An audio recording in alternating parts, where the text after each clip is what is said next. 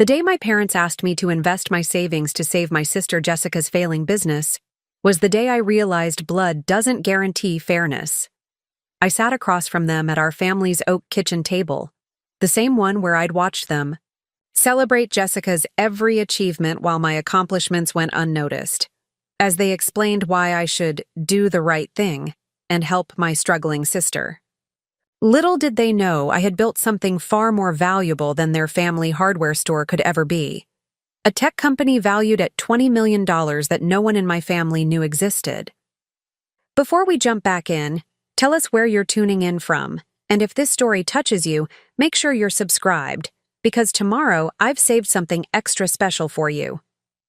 I remember the morning everything began to unravel with perfect clarity.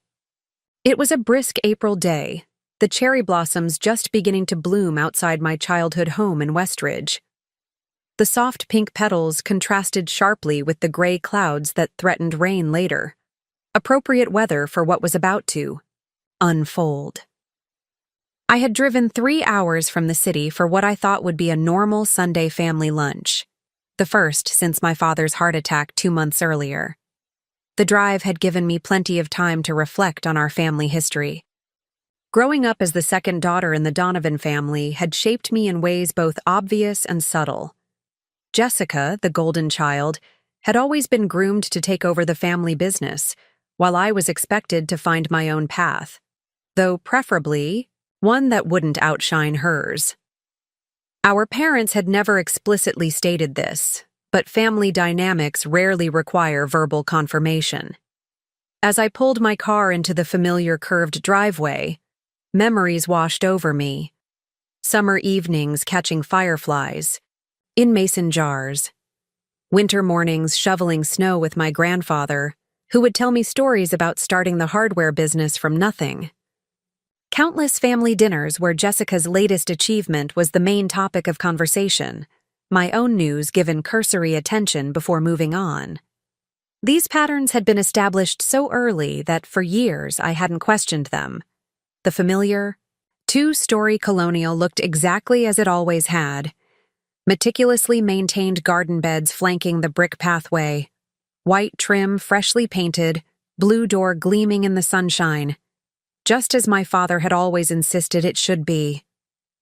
My mother's pride in their home was evident in every carefully tended rosebush and spotless window. When I pulled into the driveway, I immediately noticed Jessica's luxury SUV parked prominently near the entrance, a vehicle that seemed at odds with someone supposedly struggling to keep her business afloat. My modest sedan looked almost embarrassingly practical beside it, though ironically, I was the one who could afford much more. I checked my reflection in the rearview mirror, tucking a strand of dark hair behind my ear and straightening my understated silver necklace. I'd deliberately chosen simple, quality clothes, dark jeans and a cashmere sweater that looked casual but cost more than most people would guess. It was part of the careful image I'd cultivated. Successful enough to be comfortable, but not so. Successful that family might start asking questions I wasn't ready to answer. As I approached the front door, voices drifted through the open windows. My parents and Jessica were deep in conversation, their tones hushed but intense. I hesitated, hand poised to knock, when I caught a fragment that made my blood run cold. "Michelle needs to step up," Jessica was saying, her voice carrying the same authoritative tone she'd used since childhood when telling me how things should be done. "She's single, no kids, minimal expenses. She has the savings to help save the family legacy." My mother's response was gentle but firm. "We'll talk to her when she arrives. I'm sure she'll understand once we explain the situation." I stood frozen. On the porch, a strange hollowness expanding in my chest. They were discussing me, or rather, what I owned. The modest savings account they knew about, which represented just a fraction of my actual wealth. I considered turning around, driving away, postponing this conversation until I felt more prepared. But I'd never been one to avoid difficult situations. That quality had served me well as I built DriveSync from a concept into a thriving business. though my family had no idea about any of it. Taking a deep breath, I knocked firmly on the door. The sound seemed to echo through the house, cutting off the conversation inside like a guillotine. The conversation inside abruptly ceased. Footsteps approached, and then my mother stood before me, her face arranged in a welcoming smile that didn't quite reach her eyes. At 62, she remained an attractive woman, her silver-streaked brown hair styled in the same practical bob she'd worn for decades. Today she wore a floral blouse and pearl earrings, her standard Sunday attire. "Michelle, darling, we were just talking about you," she said, embracing me with the faint scent of her signature perfume enveloping me momentarily. The familiar smell that had once meant comfort now felt cloying, almost suffocating. I could feel the tension in her shoulders, sense the anxiety beneath her pleasant demeanor. "I heard," I replied simply, stepping into the foyer. The house smelled of pot roast and fresh bread, my mother's standard offering for family discussions where she wanted compliance. It was amazing how predictable they all were, using the same tactics they'd employed throughout my childhood. Good. Food and family pressure had always been a powerful combination. Jessica appeared in the archway leading to the living room, her expression carefully neutral. At 38, 3 years my senior, she had always been the golden child, tall, and poised with our father's confident bearing and our mother's charm. Today she was impeccably dressed in designer clothes, a silk blouse and tailored slacks that probably cost more than a month's inventory for one of their struggling stores, a detail that didn't escape my notice given her supposed financial difficulties. Her hair was highlighted and styled, her nails freshly manicured. Everything about her projected success, despite the reality I knew lurked beneath the surface. "Hey, Mickey," she said, the childhood nickname feeling patronizing now. The diminutive form of Michelle had once been used affectionately, but somewhere in our teens, it had transformed into a subtle way of infantilizing me, keeping me in the role of little sister regardless of my accomplishments. "Good drive?" "Fine," I answered, tension already building between my shoulder blades.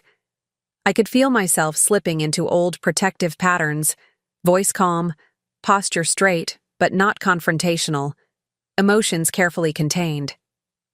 "What were you three discussing about me before I arrived?"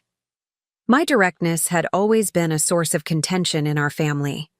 My father had occasionally respected it. My mother and sister had always found it uncomfortable. It disrupted the carefully choreographed dance of polite conversation and unspoken expectations that governed our interactions.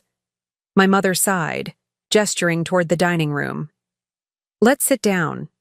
I've made your favorite pot roast, and we might as well address this now." The dining room was flooded with light from the bay windows overlooking the backyard.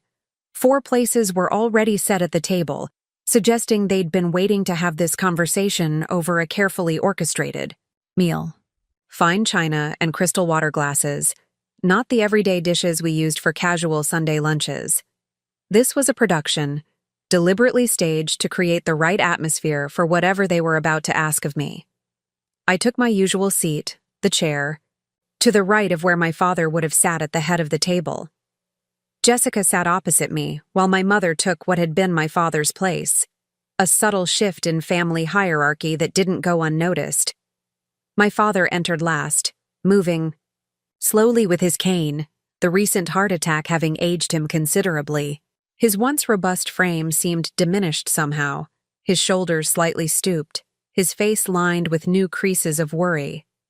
Yet his presence was still commanding despite his physical frailty, and his eyes, always shrewd, assessed me carefully, as he lowered himself into the chair at the opposite end of the table. I felt a pang of genuine concern for him. Despite our complicated relationship, I didn't want to see him struggling with his health. "Michelle," my mother began, her hands clasped before her in the gesture I'd seen countless times, the one that signaled a serious family discussion was about to commence. "We need to discuss the family business." Preparing and narrating this story took us a lot of time, so if you are enjoying it, subscribe to our channel. It means a lot to us. Now back to the story. What about it? I asked, leaving my water glass untouched. I thought everything was going well. This was a deliberate misrepresentation. I knew from industry contacts that Donovan's Hardware, the business my grandfather had started and my father had expanded into 3 locations, was struggling. Big box stores had moved into the area 5 years ago, and my parents and sister had failed to adapt to the changing market. But they didn't know I kept tabs on the business, despite having been effectively pushed out of any involvement a decade ago when Jessica was named the heir apparent. I had resources and connections they couldn't imagine, all carefully hidden behind the persona of moderately successful Michelle, the daughter who had gone her own way. As my father shifted uncomfortably in his chair and Jessica exchanged a meaningful glance with my mother, I braced myself for what was coming. This lunch wasn't about family connection or checking on my father's recovery. It was about money, my money, and their assumptions about what I owed the family legacy. Things have been challenging, my father admitted, his voice carrying less confidence than I remembered. The strong, decisive businessman who had dominated family discussions throughout my childhood seemed diminished somehow. He ran his weathered hand along the edge of the polished table, the same hands that had built the Donovan legacy store by store, the same hands that now trembled slightly as he reached for his water glass. The Westridge location is barely breaking even, and the newer stores are operating at a loss. I studied him carefully, noting the new lines around his eyes, the way his shoulders hunched forward slightly as if carrying an invisible weight. His heart attack had aged him certainly, but there was something more. The quiet desperation of a proud man watching his life's work crumble despite his best efforts. Despite my complicated feelings about the family business, seeing him this way stirred a protective instinct I hadn't expected to feel. My mother jumped in, her voice taking on the soothing tone she'd used throughout our childhood when explaining why Jessica's needs came first, why Jessica needed the new ballet shoes while my art classes could wait, why Jessica's college tuition justified the better school while I could make do with scholarships and loans. It was her mediator voice, the one that made unfairness sound reasonable, inevitable. Your sister has been working tirelessly to turn things around, she said, arranging her napkin perfectly in her lap, a nervous habit I recognized from tense family discussions past. She's developed a wonderful renovation plan to modernize the stores and expand our online presence.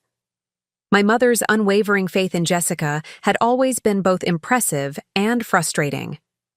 No matter the circumstance, no matter how clear the evidence of Jessica's missteps, our mother maintained her belief that her eldest daughter would ultimately prevail. It was a kind of blind loyalty I'd never experienced from either parent. Jessica nodded, leaning forward with the practiced sincerity she used when presenting ideas she wanted approved.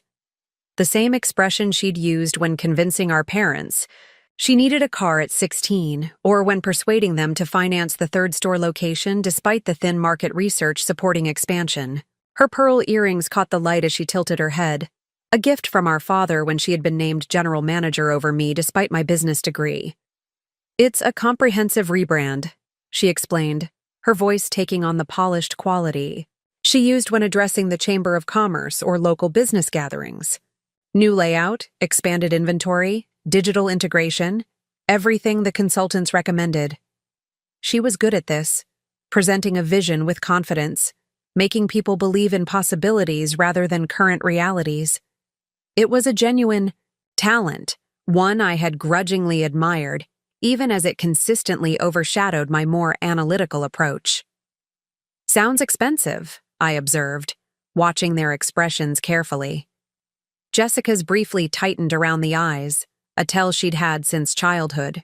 When feeling defensive, my father shifted in his chair, and my mother's fingers tensed around her fork momentarily before relaxing into a deliberate casualness. It's an investment in the future, my father stated firmly, though the slight twitch in his left eye, his tell since childhood when stretching the truth, betrayed his uncertainty. He'd used the same phrase when expanding to the third location, a decision I had quietly opposed during my final months at the business.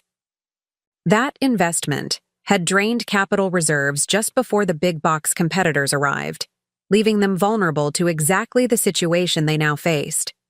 The spring sunlight streaming through the bay windows illuminated dust motes drifting lazily in the air, casting a golden glow over the dining room that belied the tension humming beneath our polite conversation. I could hear the distant chirping of birds outside, the soft ticking of the grandfather clock in the hallway, sounds of normalcy providing an ironic backdrop to what was clearly a family emergency disguised as a casual lunch. The banks won't extend any more credit, Jessica admitted after a moment, breaking the brief silence. Her admission seemed to physically pain her. Admitting limitation had never come easily to her. They say retail hardware is too risky in the current market, especially with our recent performance. I bit back the urge to point out that I had predicted exactly this scenario years ago, when I'd advocated for establishing an e-commerce platform and diversifying beyond traditional hardware offerings. My suggestions had been dismissed as unnecessarily complicated and not understanding our core customer base. Now the same banks that had eagerly financed Jessica's expansion plans were pulling back, seeing what had been obvious to me long before. My mother reached across the table as if to take my hand, though I kept mine firmly in my lap, unwilling to be manipulated by the physical connection she often used to soften difficult requests. Her wedding ring caught the light, the same ring that had been promised to whichever daughter continues the family business, a not-so-subtle incentive that had been mentioned repeatedly as Jessica's ascension to management was finalized. "This is where family comes in, Michelle," she said, her voice warm but with an underlying firmness that suggested refusal wasn't an option she was considering. "Jessica has put everything she has into the business already. Your father and I have remortgaged the house. We need your help to save the family legacy." The word legacy hung in the air between us, that powerful concept that had been wielded throughout my childhood and young adulthood whenever my own interests diverged from family expectations. Legacy was why I should work weekends at the store, rather than joining the debate team. Legacy was why I should focus on business courses rather than my interest in computer science. Legacy was why Jessica's role as heir apparent shouldn't be questioned, despite my better qualifications.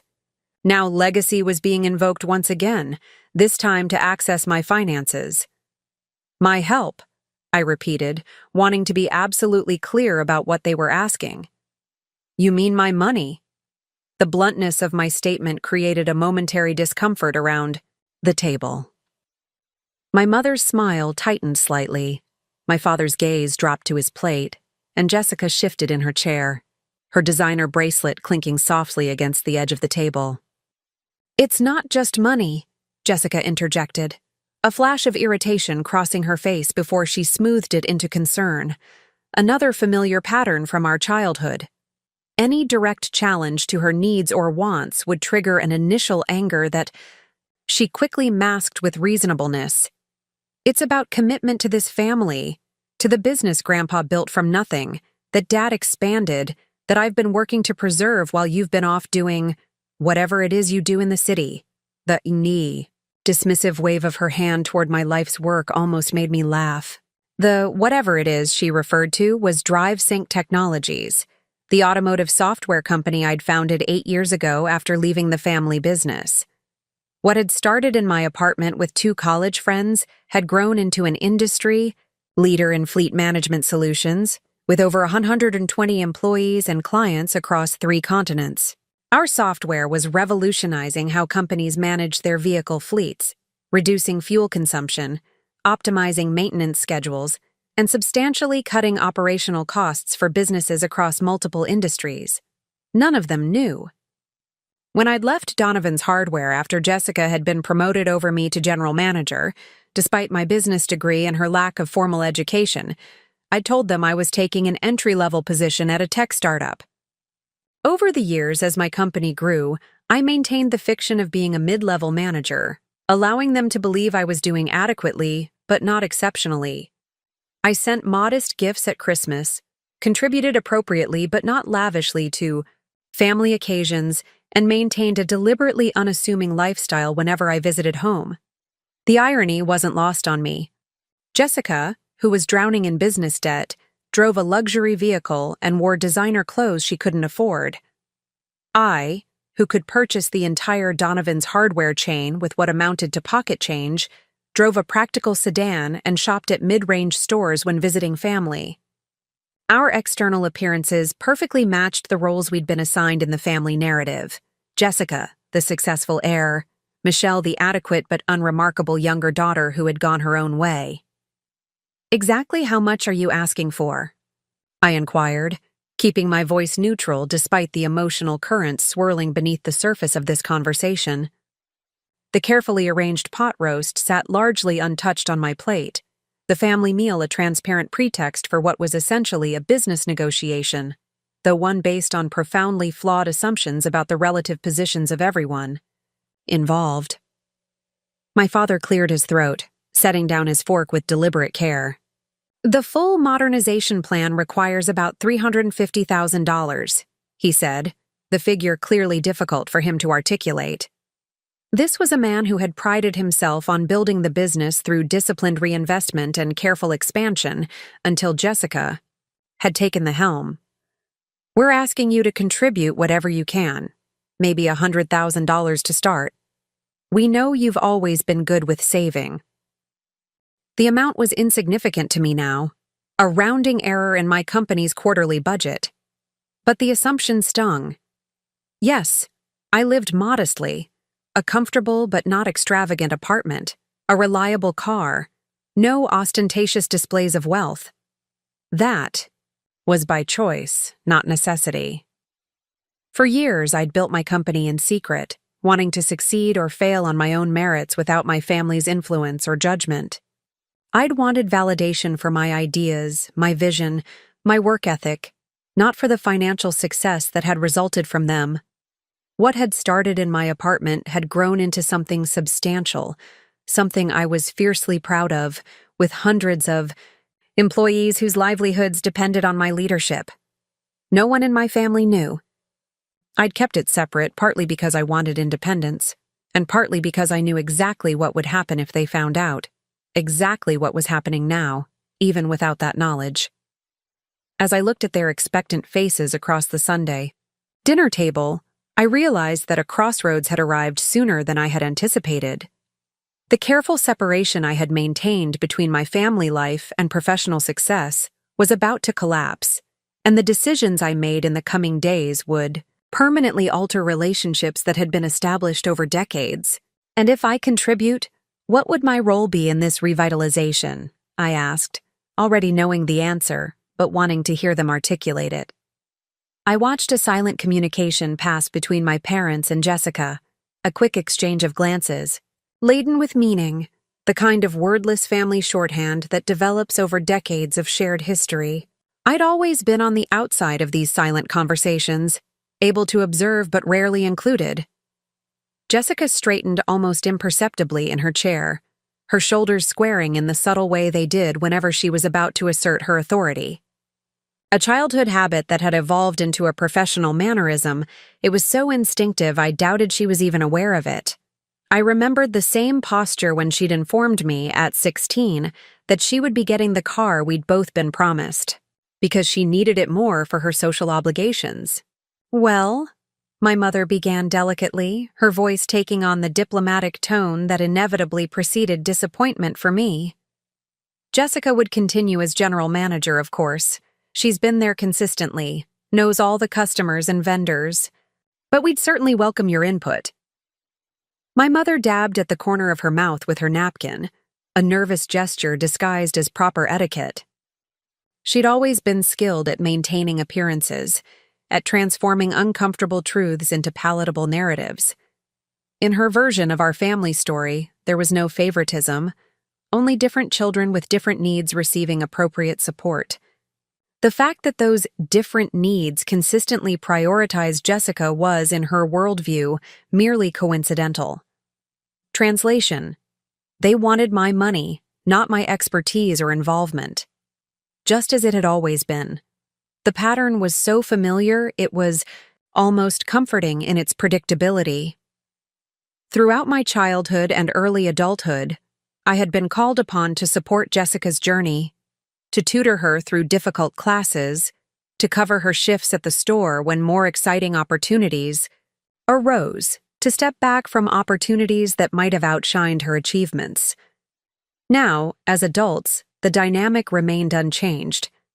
My role was to provide resources and step aside, to bolster without challenging the established order. I glanced around the dining room as my mother spoke, taking in the familiar space where family decisions had always been made. The antique china cabinet still displayed my grandmother's wedding dishes, used only for holidays and special occasions. Family photos lined the sideboard in ornate silver frames. Jessica's graduation, Jessica's wedding, Jessica with my parents at the ribbon cutting. For the third store location, the only image of me was tucked in the corner, a decade-old photo from college graduation, my academic honors barely visible beneath the slightly dusty glass. This room held the history of our family dynamics in every carefully arranged detail. It was where Jessica had announced her engagement, where my father had proclaimed her the future of Donovan's hardware, where my suggestions for modernizing our inventory system had been repeatedly dismissed as unnecessary complications. The weight of these memories seemed to press down on me, the accumulated years of being secondary, of being the practical, reliable daughter whose greatest value lay in supporting others' ambitions. This isn't just about a cash injection, said, carefully choosing my words. The business strategist in me couldn't help analyzing their flawed approach, even as the daughter in me struggled with the familiar emotional undertow of family expectations. The business needs a complete strategic overhaul, not just cosmetic updates. My father frowned, the creases in his forehead deepening like canyons carved by years of worry. His expression reminded me painfully of the day I'd announced my intention to leave the family business. The same confusion, the same hint of betrayal, as if my desire for an independent path was incomprehensible within his worldview. "We have a strategy," he said, a defensive edge creeping into his voice. Jessica has been working with a retail consultant for months. Even in his diminished state, his instinct to defend Jessica remained strong. It had been this way for as long as I could remember, my father viewing Jessica as an extension of himself, the bearer of his legacy, while I remained something of an enigma to him. He understood Jessica's social nature, her people skills, her desire for recognition. My more analytical approach, my interest in systems and innovation, had always seemed to bewilder him slightly, as if I were a puzzle he couldn't quite solve. Jessica nodded quickly, relief flashing across her face at our father's support. "We've developed a comprehensive plan. New layout, expanded inventory and high-margin categories, community workshops, to drive foot traffic. The analysis is solid." There was that word again, comprehensive, the same term she'd used when presenting her expansion plan for the third location, the one that had stretched their financial resources too thin just before market conditions deteriorated. Jessica had always been skilled at crafting presentations that sounded thorough, while glossing over potential risks or downsides.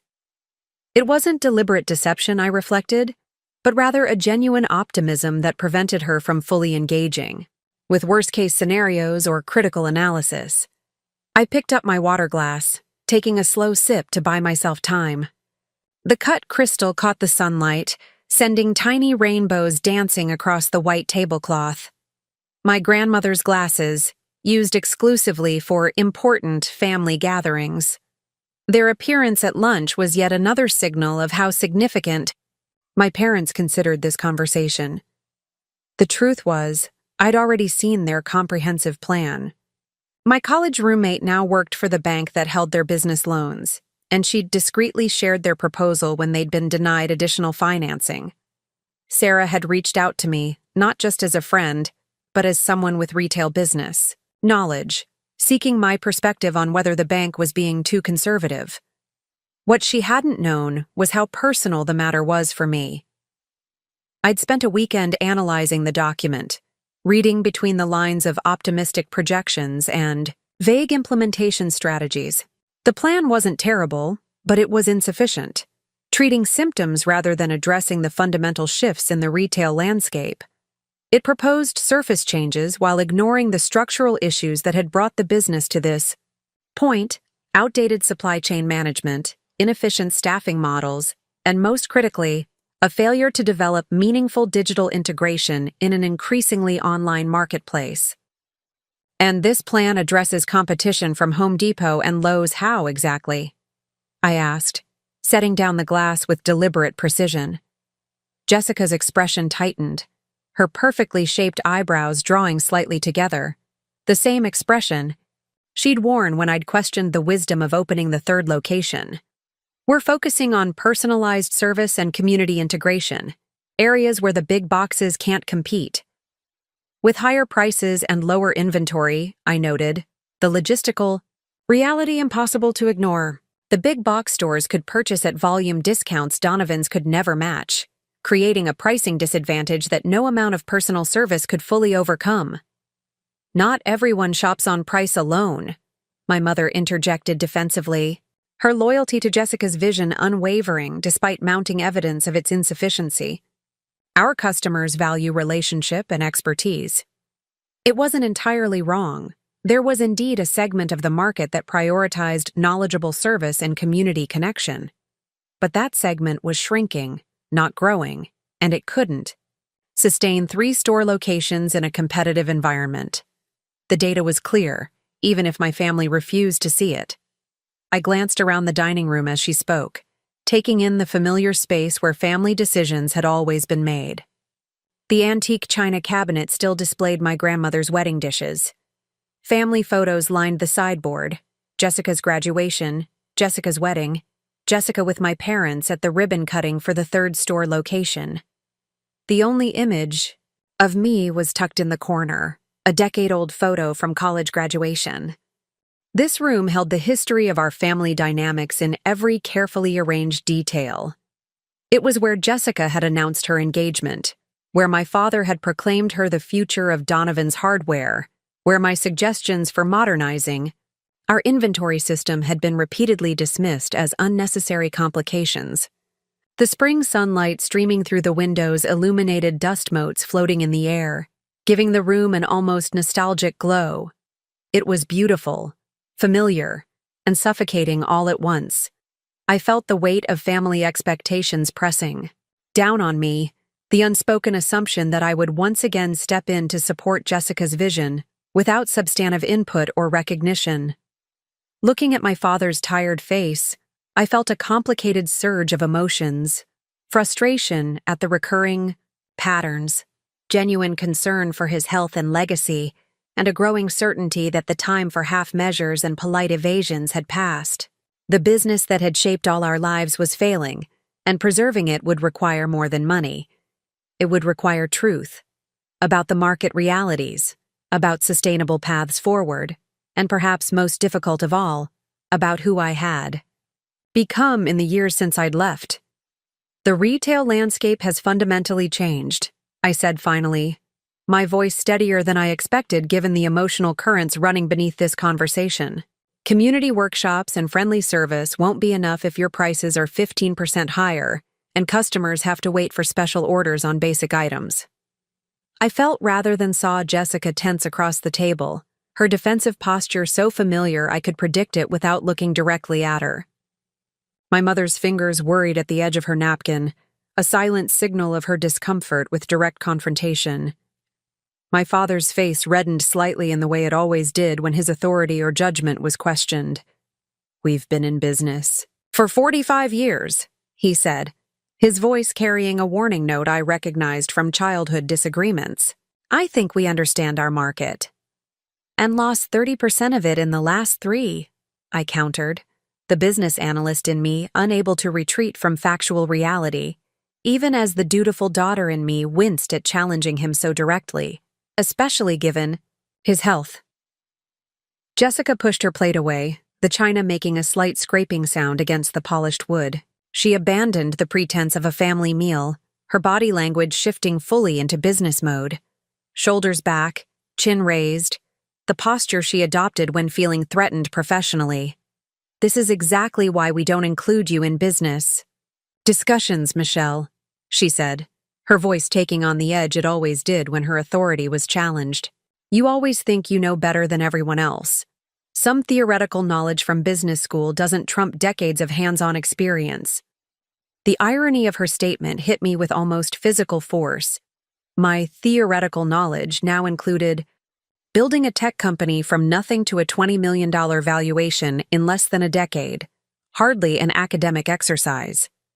I had practical experience she couldn't imagine, managing complex supply chains, optimizing operations across multiple locations, developing digital integration strategies for companies far larger than Donovan's Hardware. But in the narrative of our family, I would always be the younger sister with book learning but no real-world wisdom, regardless of my actual accomplishments. "This isn't theoretical. It's mathematical," I replied, struggling to keep frustration from coloring my tone. "Your overhead is too high, your inventory turnover too low, and your online presence is practically non-existent in a world where 70% of purchase decisions start with digital research."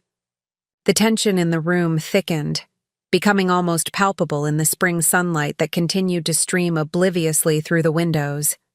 My mother reached for my father's hand, a subtle signal for him to remain calm. This was their practiced routine. Jessica would push, my father would bristle, and my mother would mediate, always finding a way to give Jessica what she wanted while making it seem like compromise. Outside, birds continued their cheerful chorus, oblivious to the human drama unfolding within these walls. A neighbor's lawnmower droned in the distance, the mundane soundtrack of suburban Sunday afternoon providing an ironic counterpoint to what had become a pivotal moment, not just for the family business, but for the carefully constructed boundaries I had maintained between my two lives for nearly a decade. "We didn't invite you here to critique the business," my mother said, her voice taking on the reasonable tone she used when steering conversations to her preferred outcome. Her hands smoothed an invisible wrinkle from the tablecloth, her wedding ring catching the light, the ring that symbolized family continuity, that was meant to be worn someday by the daughter who carried forward the Donovan legacy. "We invited you because this is a family matter. The business that put food on your table, clothes on your back, and paid for that fancy education needs help. Family helps family, Michelle. It's that simple."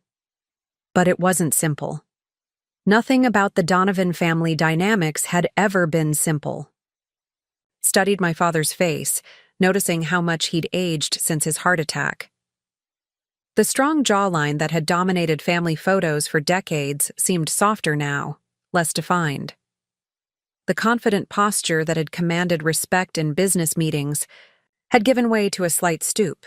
His hands, once steady and capable of fixing anything from leaky faucets to complex inventory problems, now trembled slightly as he reached for his water glass. Despite our differences, I still respected what he'd built. James Donovan hadn't started with much, just determination and a good head for practical solutions. My grandfather had started with a single small hardware store, and my father had grown it into a respected local chain through decades of 7-day work weeks, careful expansion, and personal customer service. He'd worked hard, sacrificed much. That the business was failing wasn't entirely his fault. Market forces were challenging even the most adaptable retailers. The memories came unbidden, standing on a step stool at age 8, learning to operate the ancient cash register while my father patiently explained the importance of accuracy and customer trust, riding with him to supplier warehouses on Saturday mornings, listening as he negotiated terms with the easy confidence of someone who knew his business inside out. The pride in his eyes when I'd developed a spreadsheet system at 16 that had streamlined their inventory management, reducing overstock by nearly 15% in the first quarter of implementation. That pride had dimmed when I'd chosen business school over immediately joining the family business full-time. It had faded further when I'd questioned the wisdom of rapid expansion and had disappeared entirely when I'd left after Jessica's promotion to general manager. In its place had grown a kind of bewildered disappointment, not anger, which might have been easier to bear, but a fundamental incomprehension of my choices that created a gap neither of us seemed able to bridge. Jessica's role in the decline was more complicated. She wasn't incompetent, far from it. Her people skills were exceptional. Customers loved her. Vendors enjoyed working with her. And she had a natural talent for making people feel valued and understood. These were genuine business assets in a local retail operation. What she lacked was adaptability and analytical foresight. She was resistant to change and overly confident in approaches that had worked in the past. Her attachment to being right often prevented her from making necessary adjustments or acknowledging when strategies weren't working. I recognized the irony that these were the same criticisms she often leveled at me. "I need time to think about this," I said finally, buying myself space to consider options. The weight of the situation, my father's health, the employees' livelihoods, my own carefully separated worlds on the verge of collision, demanded thoughtful consideration rather than an impulsive response. Jessica's face fell slightly. She had expected immediate agreement, as she'd received her entire life. The pattern was so familiar. Jessica makes a request. The family rallies to fulfill it. My deviation from this script was clearly unsettling to her. "There's really nothing to think about," she insisted, a note of impatience entering her voice. The slight flush on her cheeks betrayed her frustration. Another childhood tell I remembered from games of Monopoly when the outcome didn't favor her. Either you care about the family legacy, or you don't. The emotional manipulation was so familiar, it almost made me smile.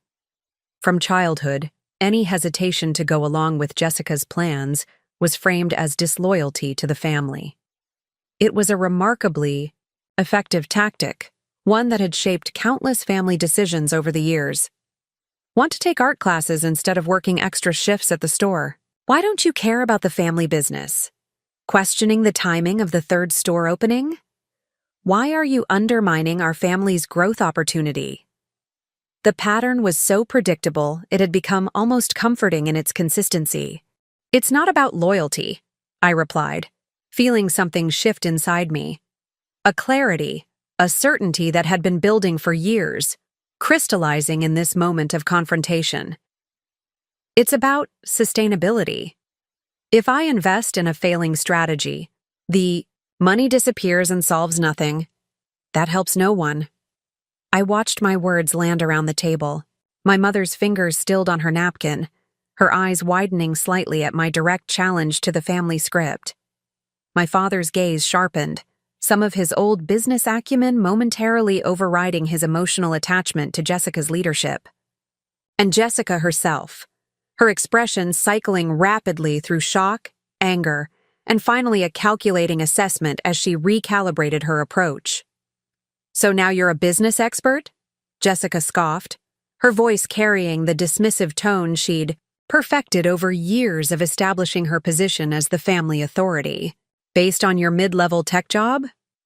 There it was, the diminishment I'd come to expect, the reflexive reduction of my professional life to something negligible, unthreatening to the established order. In Jessica's worldview, reinforced by years of family dynamics, I was playing at business while she was doing the real work of continuing the family legacy. For a brief, tempting moment, I considered revealing everything. The truth about DriveSync, about my actual position and accomplishments, about the financial resources that made their request for $100,000 almost laughably modest. The look on their faces would be momentarily satisfying, a validation I'd denied myself for years. But that satisfaction would be fleeting, quickly overtaken by the complex renegotiation of family relationships that would inevitably follow. This wasn't the moment for such revelations. It needed to be handled strategically, not reactively. My mother shot Jessica a warning glance. Even she recognized that alienating me completely might jeopardize getting what they wanted. "What your sister means," she interjected smoothly, falling into her lifelong role as family diplomat, "is that this is about more than just business. It's about family history, community presence, your father's legacy." My mother's skills as a mediator had preserved family harmony through countless potentially divisive situations over the years. With a well-placed comment here, a strategic change of subject there, she had maintained the surface appearance of familial unity while never fundamentally challenging the underlying patterns. It was a delicate balancing act, one I had stopped appreciating once I recognized how it consistently maintained the status quo at the expense of genuine resolution. I looked between them, suddenly seeing the situation with painful clarity. This meeting wasn't the spontaneous family gathering they'd presented it as. They had decided their approach before I arrived, probably rehearsed the key talking points. The strategic placement of my favorite meal, the calculated emotional appeals, the coordinated responses to potential objections. In their minds, this wasn't a discussion but a formality. They expected me to acquiesce, as I often had throughout my life when faced with the united front of my parents and sister. The moment stretched between us, filled with unspoken expectations and long-established patterns. Through the window, I could see the old maple tree where my grandfather had built me a swing as a child. Behind it stood the garage where I'd spent countless hours helping him repair lawnmowers and screen doors before the business expanded beyond our home property. The memories were so vivid I could almost smell the mixture of motor oil and sawdust that had perpetually clung to my grandfather's clothes, could almost hear his patient voice explaining how each tool had its purpose, how understanding the function of each component was essential to fixing the whole. This place held my history too, though my family rarely acknowledged it. The hardware business wasn't just Jessica's inheritance. It had been in my blood since I was old enough to count inventory and make change for customers while standing on a step stool at the register. My connection to Donovan's hardware wasn't just financial or obligatory. It was emotional, personal, woven through my earliest memories and formative experiences. Perhaps that's why I had succeeded in building DriveSync. I'd grown up understanding business fundamentals, customer service, and the value of practical solutions to real problems. My grandfather's methodical approach to troubleshooting, my father's emphasis on relationship building, even my mother's diplomatic navigation of competing interests, all had shaped my approach to technology and leadership, even as I'd moved into an entirely different industry. The lessons learned at Donovan's Hardware had provided the foundation for everything that followed, though in ways my family couldn't recognize because they remained fixed on the surface divergence of our paths rather than the underlying connections. "I'll give you my decision next week," I said, rising from the table. It wasn't what they wanted to hear, but I needed distance to think clearly about what to do next, about how to help the business while breaking the unhealthy patterns that had brought it to this crisis point.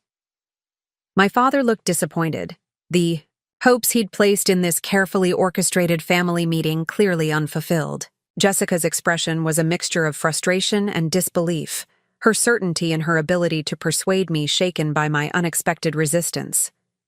My mother was already calculating, her eyes slightly unfocused as she planned how to approach me differently to get the desired result. "You'll call?" my mother asked, the casualness of her tone belied by the slight tension around her eyes. "Or come for dinner again, midweek, perhaps?" "I'll call," I confirmed, knowing that another in-person discussion so soon would likely devolve into a more direct form of emotional manipulation. I needed clarity, not heightened family pressure. I said my goodbyes, declining offers of leftovers and deflecting questions about my plans for the rest of the weekend. As I walked to my car, the spring air felt unexpectedly fresh after the emotionally charged atmosphere of the dining room. Birdsong and distant lawnmowers created an incongruously peaceful soundtrack for my racing thoughts. As I drove home that evening, my hands gripped the steering wheel tightly, the familiar roads blurring before me as I replayed the conversation. The entitlement, the assumptions, the familiar dynamics of being considered less important than Jessica, it all swirled in my mind along with more complex emotions. Concern for my father's health, genuine worry about the employees who depended on the business, and lingering attachment to my family's legacy. I passed landmarks that measured my journey away from Westridge, the high school where I'd first developed my interest in systems, and technology, the small business district where I'd worked summer jobs to save for college, the community college where I'd taken night classes in programming while still working part-time at Donovan's. Each represented a step in my gradual divergence from the path that had been expected of me, small decisions that had cumulatively led to a life my family couldn't imagine. For years, I'd kept my success separate from my family life, wanting validation. That wasn't tied to financial achievement. I'd craved their respect for who I was, not what I owned. The psychological barriers I'd constructed between my two worlds had served their purpose, allowing me to build something on my own terms, without the weight of family expectations or comparisons. But as the highway stretched before me, I realized I'd been protecting people who wouldn't do the same for me. Maybe it was time the truth came out. Maybe it was time they learned that the daughter they thought needed to sacrifice her savings to save her sister's failing management had built something more valuable than they could imagine, and had done it entirely on her own.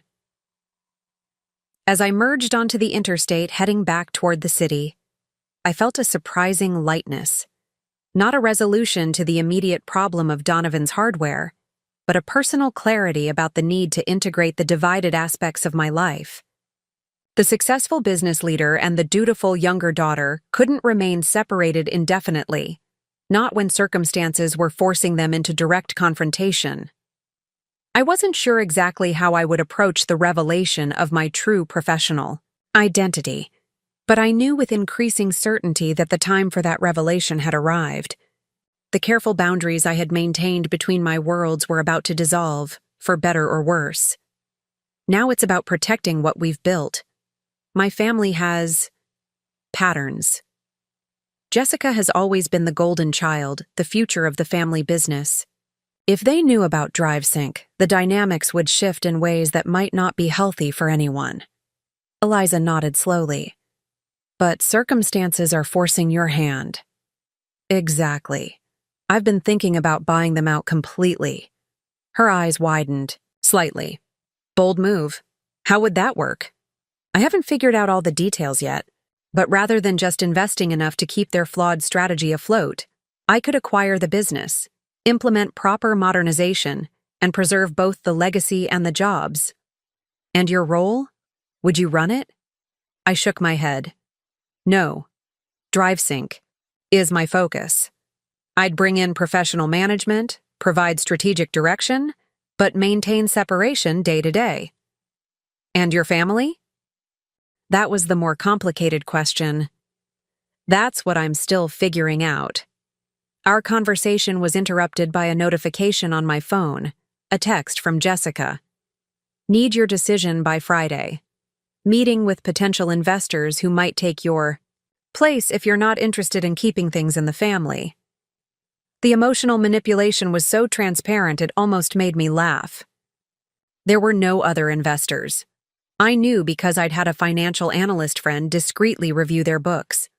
No rational investor would put money into the business without significant changes to management and strategy. They're getting desperate. I told Eliza, showing her the text. Sounds like it's time to make a decision, she replied. Whatever you choose, the team and I have your back. Her support meant more than she knew.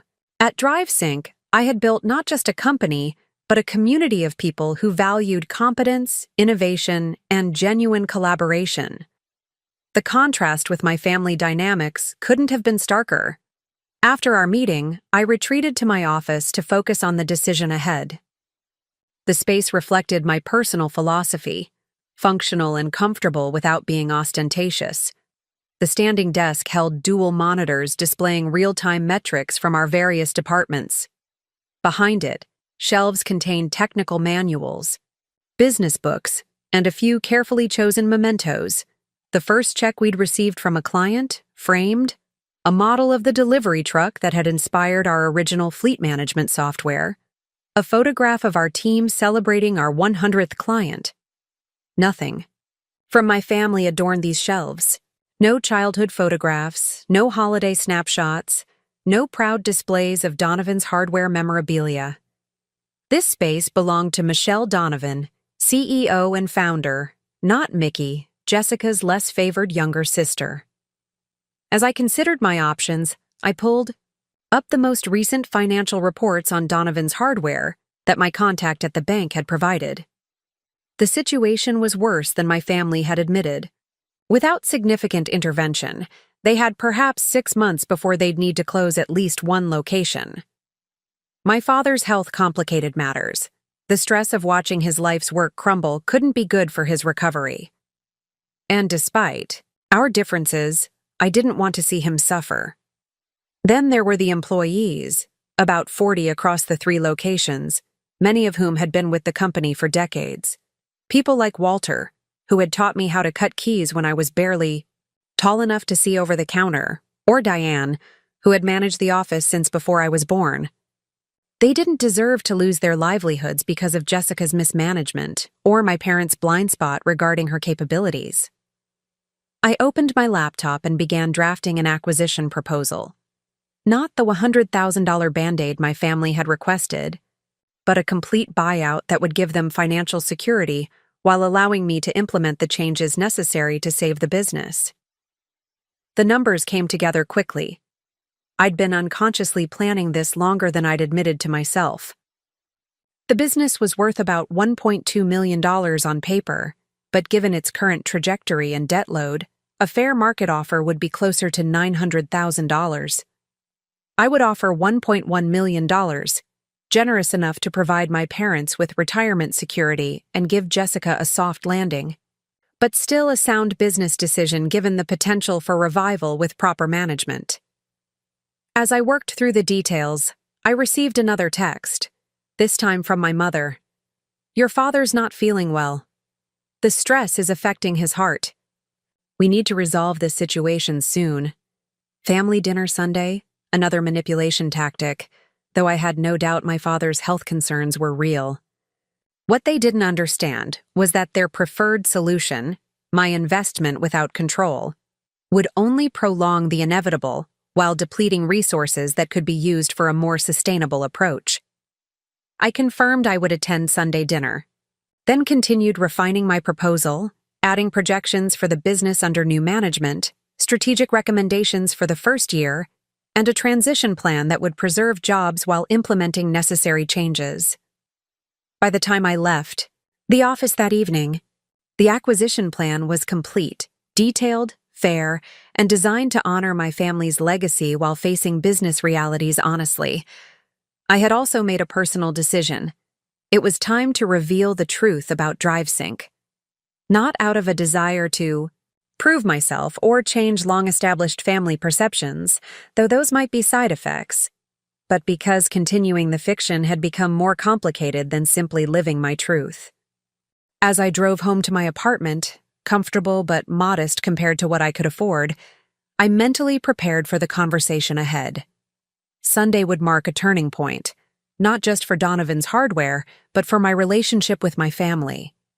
After years of separation between my personal and professional lives, the boundaries were about to dissolve.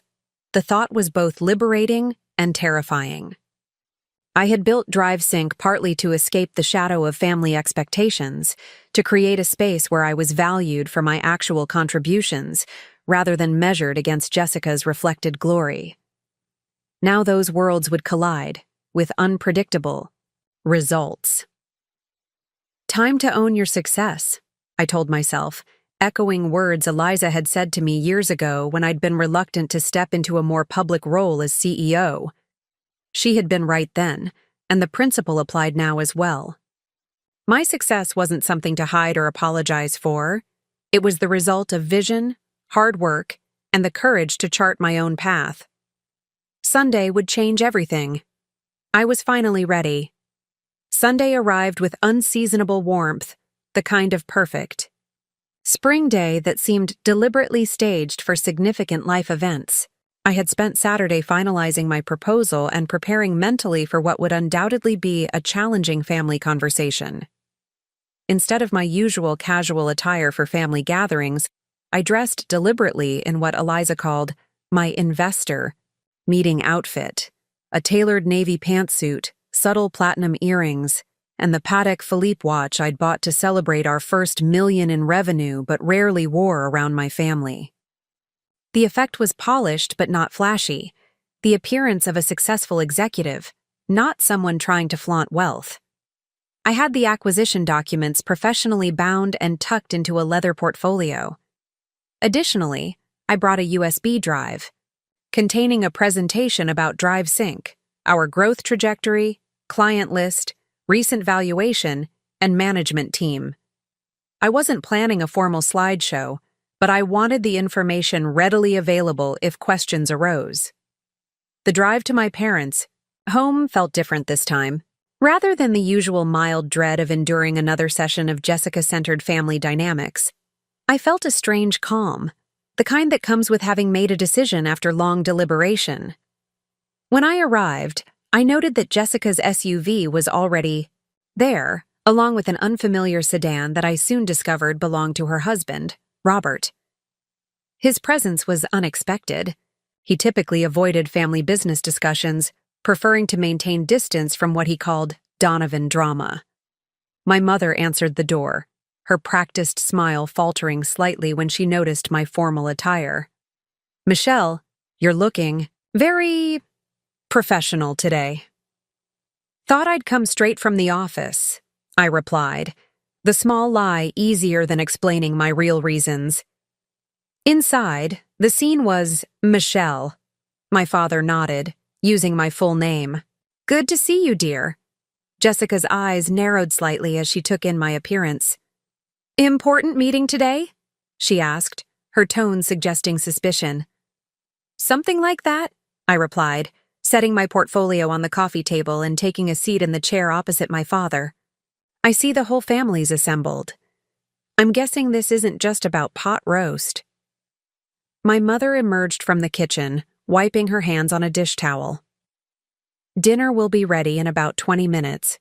We thought we might discuss the business situation first, so we can enjoy our meal afterward."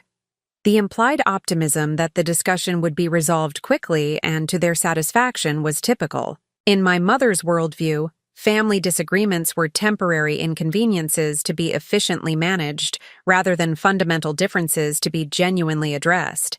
"That sounds sensible," I agreed. "Actually, I've prepared something that might help frame our discussion." I reached for my portfolio, but Jessica jumped in before I could open it.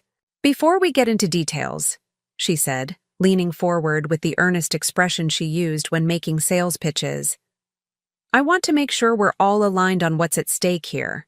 This isn't just about a business. It's about our families, legacy, Dad's life work, and our responsibility to the community." Robert, a quiet, analytical type who worked in insurance, shifted uncomfortably beside her. I'd always suspected he saw through more of Jessica's performances than he let on. "I understand what's at stake," I said evenly. "That's why I've spent the past week conducting a thorough analysis of the situation." My father's eyebrows rose slightly. "Analysis? Based on what information?" It was time for the first revelation. "I've reviewed your financial statements from the past 3 years, the current debt structure, inventory turnover rates by category, staffing costs, and market positioning, relative to competitors." A moment of stunned silence followed. "How did you access our financial records?" Jessica demanded, color rising in her cheeks.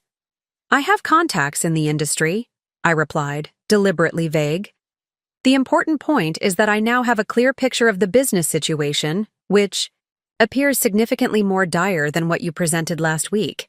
My father's face had gone slightly pale, while my mother's lips pressed into a thin line. Her tell when she was caught off guard and scrambling to regain control of a situation. "Those records are confidential," Jessica insisted. "You had no right." "Jessica," my father interrupted, his voice quiet but firm. Let's hear what Michelle has to say. If she's taken the time to analyze our situation, we should at least listen. This was unexpected. My father rarely contradicted Jessica, particularly in business matters. Perhaps his recent health scare had shifted his perspective more than I'd realized. Thank you, I said, opening my portfolio. Based on my analysis, Donovan's hardware needs much more than a $350,000 investment to remain viable. Without comprehensive restructuring, even that amount would only extend your runway by perhaps 6 months.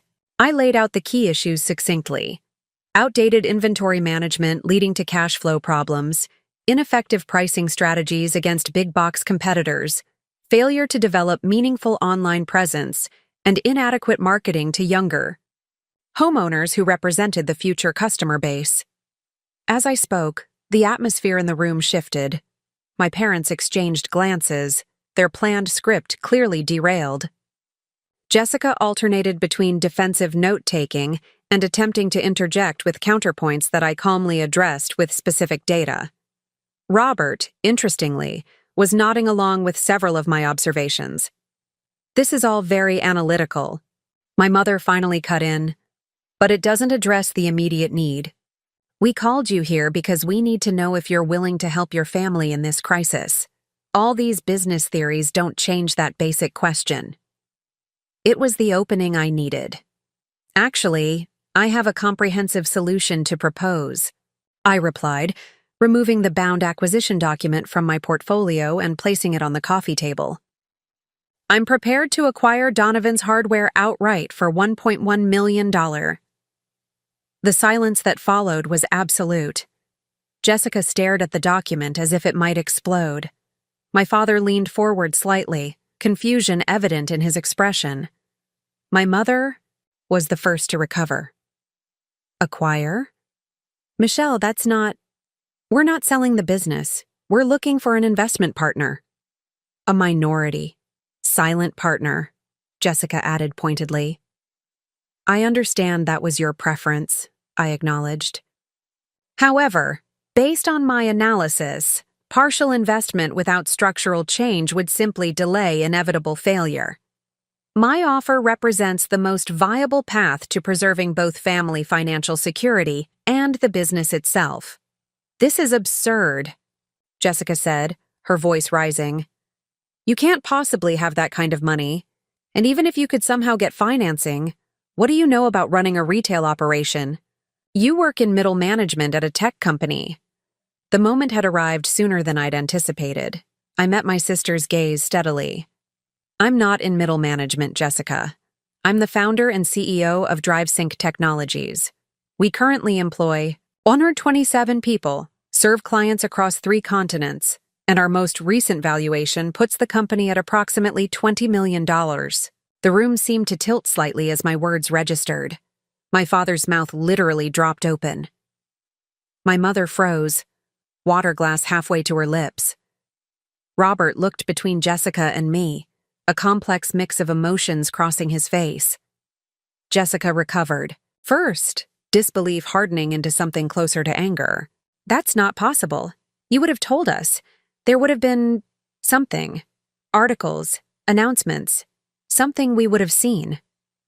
We've deliberately maintained a low media profile, focusing on industry recognition rather than general press, I explained. But if you'd like verification, I reached for my phone, pulled up the DriveSync website, and handed it to my father. He scrolled slowly through the executive team page, stopping at my professional photograph and biography. His expression shifted through confusion, disbelief, and finally something I couldn't quite identify. Pride, perhaps, or regret. 7 years, he murmured, looking up at me. You've been building this for 7 years and never said a word. 8. Actually, I corrected gently. I started developing the software before I left Donovan's. My mother set her water glass down carefully, the small sound unnaturally loud in the stunned silence. I don't understand, she said finally. Why would you keep something like this from your family? It was the question I'd anticipated, though hearing it aloud still caused a twist of emotion I hadn't fully prepared for. The hurt in her voice seemed genuine, which complicated the narrative I'd constructed over the years. That my family simply hadn't cared enough about my career to notice its trajectory. It wasn't a single decision, I explained, choosing my words carefully. When I first started DriveSync, I wasn't sure it would succeed. By the time we gained traction, keeping my professional life separate had become comfortable. Comfortable, Jessica repeated, her voice flat.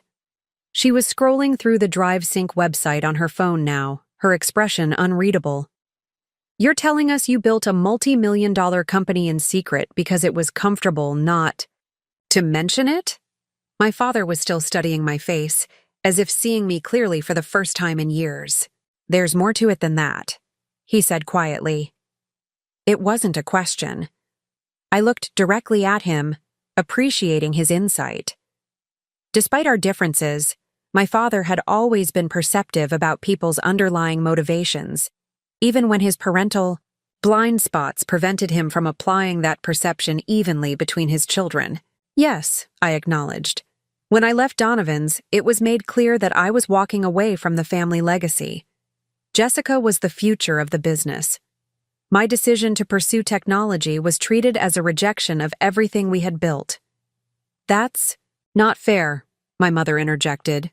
We supported your choice to try something different. You tolerated it, I corrected. But there's a difference between tolerance and support. When I would mention challenges or opportunities at work, the subject would quickly shift back to the hardware stores. My career became an afterthought, something mentioned briefly before, moving on to important family matters. Jessica set her phone down, her initial shock hardening into defensive anger. So this was, what? Some elaborate revenge plot? Hiding your success to punish us for not giving you enough attention? No, I said firmly. It was about creating something that would be evaluated on its own merits, not measured against family expectations or filtered through existing dynamics. DriveSync became my space to lead, innovate, and succeed, based solely on the value we created. Robert, who had remained quiet during the initial revelation, unexpectedly spoke up. I think I understand, he said, ignoring Jessica's sharp glance. It's like how I keep my marathon training separate from family gatherings. The moment something becomes a topic of family discussion, it gets absorbed into existing patterns. It was perhaps the most insightful thing I'd ever heard Robert say, and it made me wonder how much he had observed about our family dynamics from his position as an in-law, involved, but with an outsider's clarity. Exactly, I agreed. Once something enters the family conversation, it's no longer just yours. It becomes subject to everyone else's opinions, expectations, and judgments. My father leaned back in his chair, wincing slightly with the movement. The conversation was clearly taking a toll on him, but his eyes remained sharp and focused. All of this is very psychological, he said, gesturing between us. But it doesn't address the immediate situation. You've built something impressive. Michelle, I can see that now. But what does that mean for Donovan's hardware? For your mother and I? For the legacy my father started? It was time to refocus on the business proposition. I opened the acquisition document and slid it toward him. My offer is straightforward. I'll purchase the business at above market value, providing you and Mom with financial security for retirement.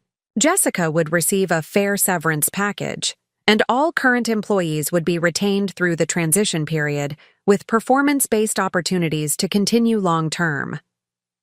Severance package? Jessica repeated, her voice rising. You're talking about firing me from my own family's business? I'm talking about new management with retail experience and digital integration expertise, I clarified. The current leadership approach hasn't adapted to market changes. That's not a personal criticism. It's a business reality reflected in your financial statements. My mother placed a restraining hand on Jessica's arm, her own expression troubled. This is all very sudden, Michelle. You've clearly been planning this for some time, while we're just now learning about everything. We need time to process. Of course, I agreed. The offer isn't a today-only proposition. Take a week to review the details. Consult with your financial advisors. I'm also open to discussing modifications to the structure. Modifications, my father repeated, opening the document and scanning the executive summary. Such as? The purchase price is firm, but we could discuss transition timelines, potential advisory roles, or even establishing a family foundation that preserves the Donovan name in the community while separating it from the retail operation. Jessica stood abruptly. I need some air, she announced, and walked out the front door without waiting for a response. Robert remained seated, looking uncomfortable but making no move to follow her. My mother watched her go, then turned to me, with a mixture of confusion and concern. I don't think you understand what you're doing to your sister, Michelle. This business is her entire identity. She's devoted her life to it. I understand completely, I replied, careful to keep accusation out of my tone, but devotion doesn't automatically translate to successful stewardship. The business is failing despite her efforts. Those are just facts.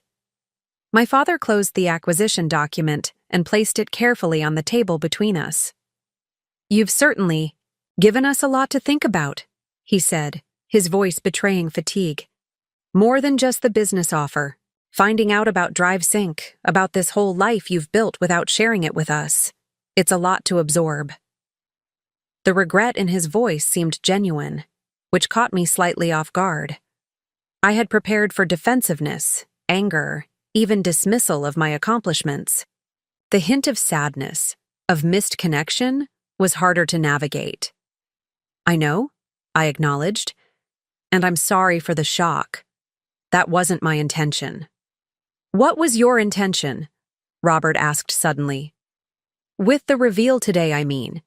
You could have continued keeping DriveSync separate while still making an offer for the business. It was an insightful question that cut to the heart of my decision-making process. Transparency, I said after a moment. Moving forward, I want business decisions to be based on reality, not assumptions or family myths. That starts with everyone understanding who I actually am professionally and what resources I bring to the table. Resources, my mother repeated, a slight edge entering her voice. So we've moved from asking for your help to becoming resources for you to allocate. That's not what I meant, I began, but she continued. You've clearly done very well for yourself, Michelle, and that's wonderful. But family businesses aren't just about balance sheets and market positioning. They're about people and relationships and history, things your spreadsheets can't quantify. It was a perspective I'd anticipated, one that revealed the fundamental difference in how we viewed the situation. To my mother, the business was primarily a social entity, a vehicle for family roles and community identity. The financial reality was secondary, a problem to be managed rather than the core issue to be addressed. Before I could formulate a response that might bridge this conceptual gap, the front door opened and Jessica returned. Her eyes were slightly red, but her composure had been restored. She walked directly to the acquisition document, picked it up, and looked at me with an expression I couldn't quite read. I'd like to review this properly, she said, her tone carefully professional. With our attorney present, can we schedule a formal meeting for later this week? The shift in approach surprised me. I had expected continued emotional resistance, not a business-like pivot to procedural next steps. Of course, I replied. My schedule is flexible. Just let me know when and where. Jessica nodded curtly, then turned to our parents. Mom, I think I'm going to take this home to study. Robert and I will join you for dinner another time. My mother looked between us, clearly thrown by the sudden change in plans. But I've made all your favorites. I'm sorry, Jessica cut in, gathering her things. I need to focus on this right now. Professional to professional. she added with a glance toward me that contained both challenge and something else, perhaps a grudging reassessment. After Jessica and Robert departed, an awkward silence settled over the living room. My mother disappeared into the kitchen, presumably to deal with the now excess dinner preparations. My father and I remained, regarding each other across the coffee table that now held only my portfolio and his half-empty water glass. "So," he said finally, "a technology CEO." "Yes," I confirmed, uncertain how to interpret his tone. "Enterprise software for fleet management and logistics optimization." My father nodded slowly, processing. "And it's worth $20 million. He said the figure as if testing how it felt in his mouth, the concept clearly difficult to reconcile with his understanding of me. "That's our current valuation," I clarified. "It's a measure of market position and growth potential, not liquid assets." The company itself generated about $4 million in revenue last year. He leaned forward slightly, wincing as he adjusted his position. "Tell me about it. How did you start? What does it actually do?" The request caught me off guard. In all our years of family gatherings, my father had never asked detailed questions about my work. His interest had always been polite but perfunctory. How things were going? Was I enjoying it? Did I have job security? Never delving into the substance of what I actually did. "Are you sure?" I asked. "It's fairly technical." "I'm not dead yet." "Michelle," he said dryly, "I think I can still comprehend a business model, even if it involves computers." I couldn't help but smile at that.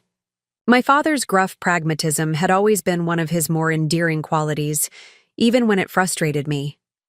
"All right," I said, settling back in my chair. It started while I was still at Donovan's, actually. I noticed how much time was wasted, tracking down delivery vehicles, scheduling maintenance, and optimizing routes. The existing software was clunky and designed for massive operations, not mid-sized businesses. As I explained how I'd developed the initial concept, coded the prototype myself while taking night classes in software development, and eventually connected with Ryan and Eliza to form the core leadership team, I was surprised by my father's engaged attention. He asked intelligent questions about scaling challenges, customer acquisition strategies, and our competitive advantage against larger players in the market. "So you identified an inefficiency and built a solution," he summarized when I finished. "Just like Grandpa did when he realized local builders were wasting half a day driving to the city for supplies." The comparison startled me. I'd never considered the parallel between my grandfather's entrepreneurial insight and my own. "I suppose there are similarities," I acknowledged. My father looked at me thoughtfully. "You have more of him in you than I realized. That same quiet determination. The ability to see problems others miss." Something shifted in the space between us. Not a complete reconciliation, but a subtle realignment, as if we were seeing each other more clearly after years of looking through distorted lenses. My mother returned from the kitchen, her expression still strained but composed. "Dinner." "We'll keep," she announced, though I wish Jessica hadn't left so abruptly. It's not like her to walk away from a family discussion. It was exactly like Jessica to walk away when situations didn't conform to her expectations, but I chose not to point this out. Instead, I picked up my portfolio, preparing to continue our conversation about the acquisition offer. "Before we get back to business matters," my mother said, taking a seat beside my father, "I need to understand something, Michelle. All these years when we've asked about your job, your life in the city, you've been lying to us?" The hurt in her voice was genuine, making me wince internally. In her framework, my privacy looked like deliberate deception rather than protective boundary setting. "I never lied about what mattered," I replied carefully. "When you asked if I was happy, if I was doing well, I always answered truthfully. I just didn't volunteer the full scope of my professional success." "But why?" she pressed. "What parent wouldn't want to know their child is thriving? Did you think we wouldn't be proud? That we wouldn't care? These were the difficult questions, the ones that required navigating decades of family dynamics without causing unnecessary pain. It wasn't about you not caring, I began, choosing my words with care. It was about how that caring was expressed. From childhood, there's been a pattern in our family. Jessica's achievements were celebrated publicly, discussed extensively. Mine were acknowledged briefly before conversation moved on. My mother's expression shifted toward defensiveness. That's not true. We've always been equally proud of both of you. I believe you felt equal pride, I acknowledged. But the expression of that pride, the attention given to our respective paths, was never balanced. Even now, you're concerned about Jessica's feelings, her identity being tied to the business, while my revelation about building a successful company from nothing is treated as secondary to how it impacts her. My mother opened her mouth to protest, then closed it again, a troubled look crossing her face. My father reached for her hand, squeezing it gently, a silent communication between them that I couldn't fully interpret. Your mother shows her concern differently for each of you, he said finally. She worries more vocally about Jessica because Jessica needs more visible support. She's always been more fragile than you. The characterization was accurate, but hearing it stated so plainly by my father was unexpected. In our family narrative, Jessica was the confident, charismatic leader, not someone requiring special handling due to fragility. We may have overdone it, my father continued, surprising me further. The attention, the praise. We saw how easily things came to Jessica socially, how much she thrived on recognition, and we fed that. Meanwhile, you were always so self-sufficient, so capable of navigating life on your own terms. Perhaps we took that strength for granted. My mother was watching him with an expression of mingled surprise and dismay, as if he was breaking some unspoken family rule by articulating these dynamics. James, she said quietly, I don't think this is productive right now. Michelle has presented a business proposal. Let's focus on that. It was her standard deflection technique, redirecting emotionally complex conversations toward more concrete, manageable topics. For once, I was inclined to agree with her approach. The immediate business situation needed resolution, and deeper family reckonings could come later. Mom's right, I said. We should focus on Donovan's hardware. The offer I've presented is time-sensitive not because I'm trying to pressure you, but because the business's financial situation is deteriorating rapidly. The longer we wait, the fewer options will remain viable. My father nodded, seemingly relieved to return to business matters. The purchase price is generous, he acknowledged. But I'm concerned about the employees. Some of them have been with us for decades. The acquisition plan includes retention of all current staff for a minimum 6-month evaluation period, I explained. Those who adapt well to the new systems and approaches would be offered permanent positions. For those near retirement or unable to transition, we'd provide severance packages significantly above industry standard. My mother's brow furrowed. And the Donovan name?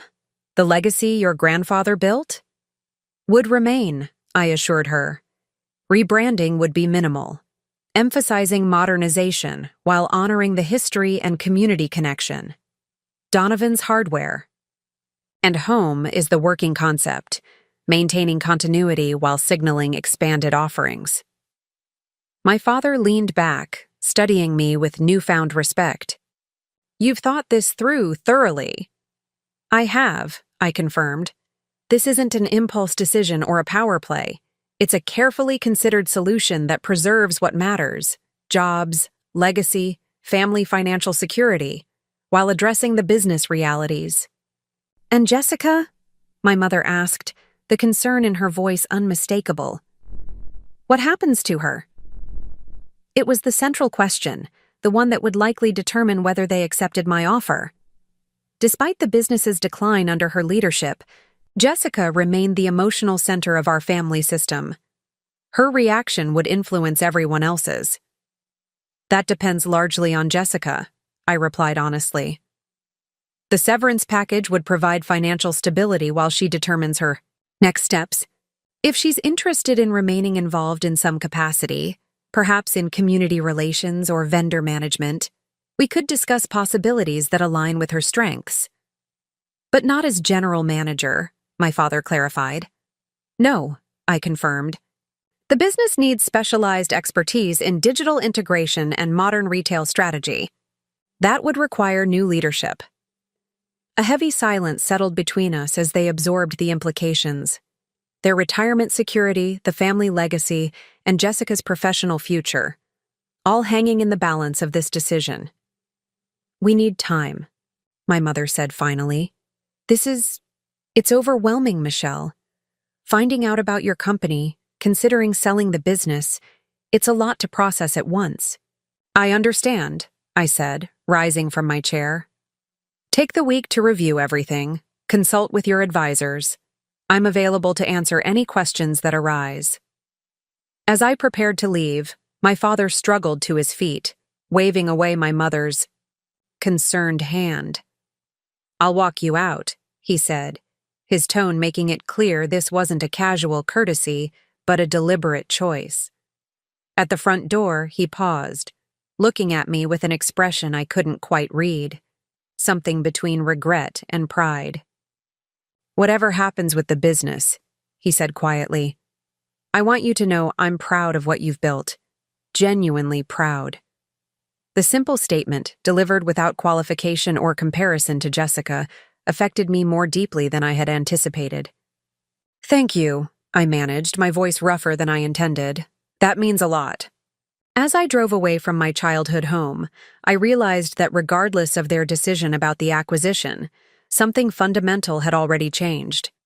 For the first time in my adult life, my father had seen me, truly seen me, as the woman I had become rather than the shadow of the daughter he had always compared to his other daughter.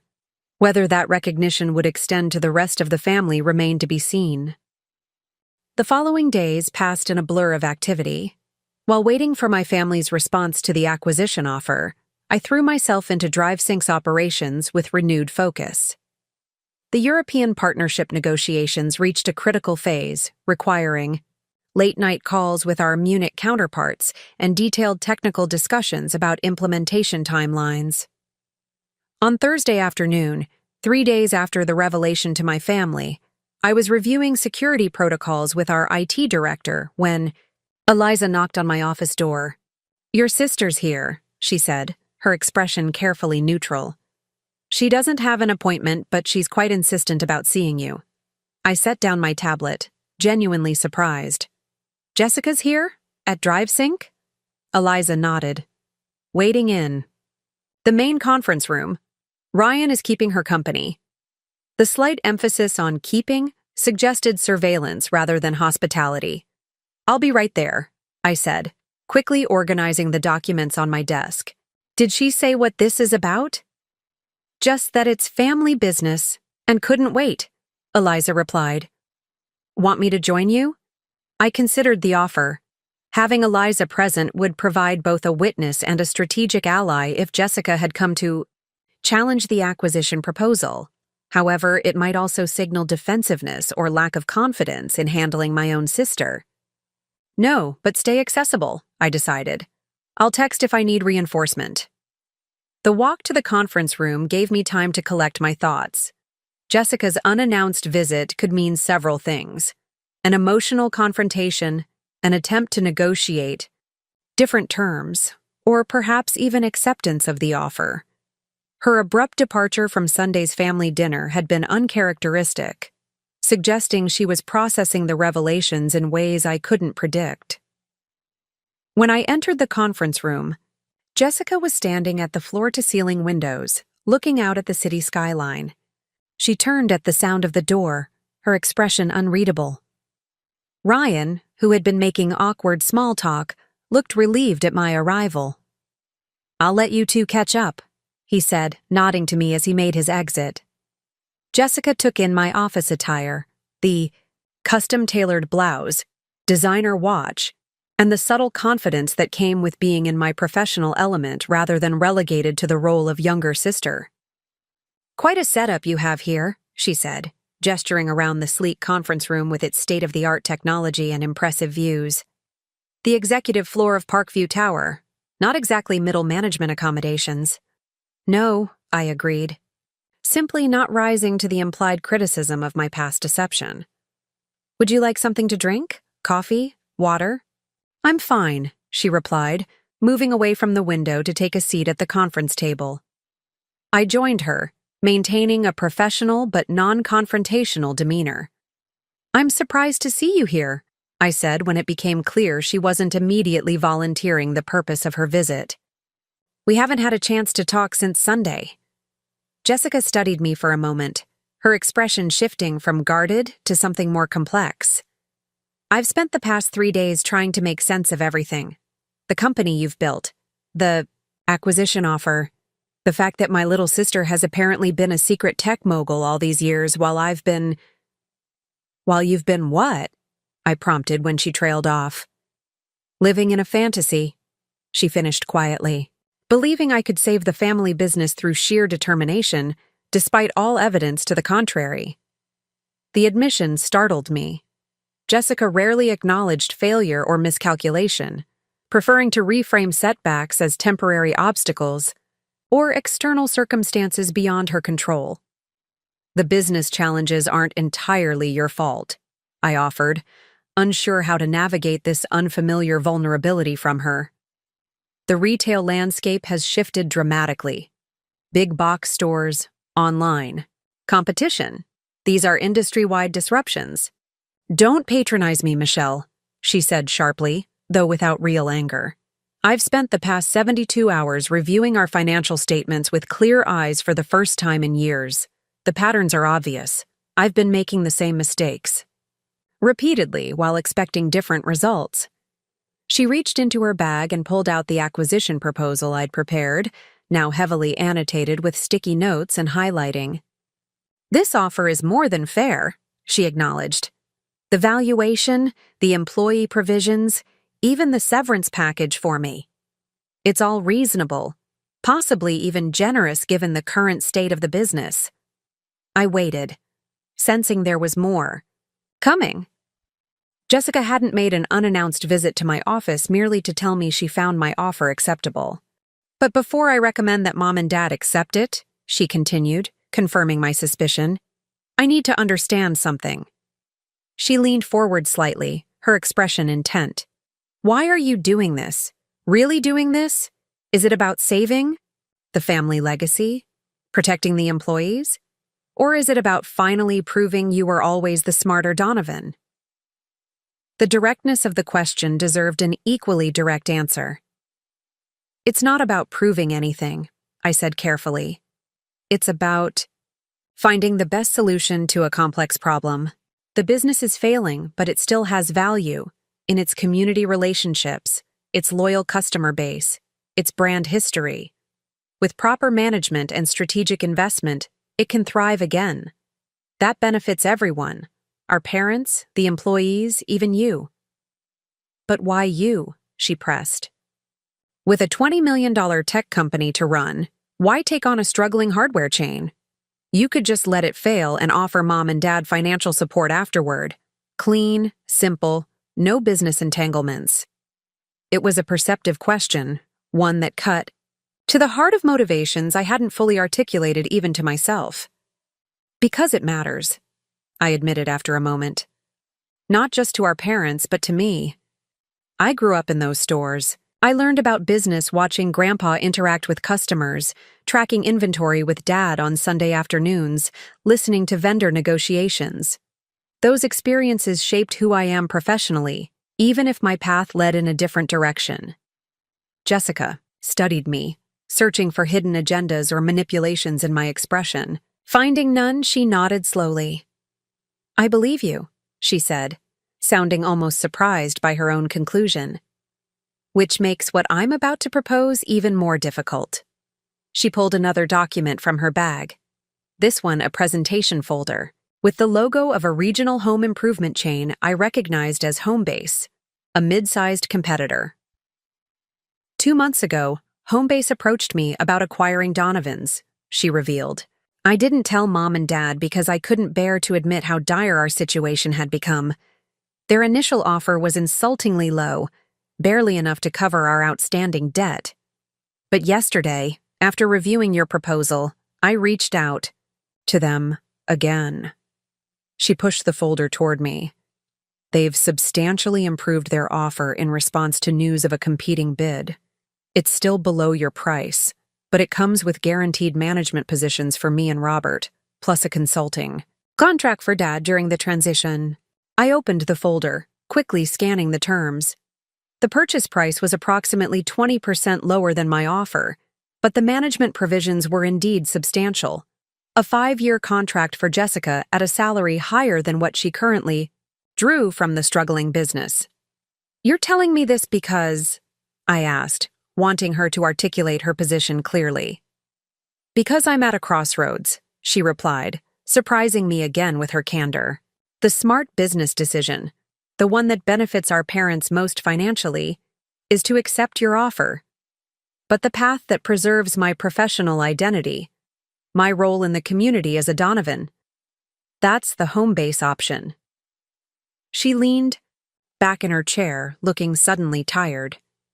So here I am, asking my little sister, the one I've underestimated and probably mistreated for years, which path I should choose.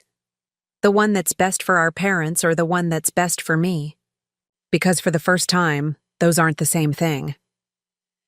The vulnerability of her position struck me forcefully.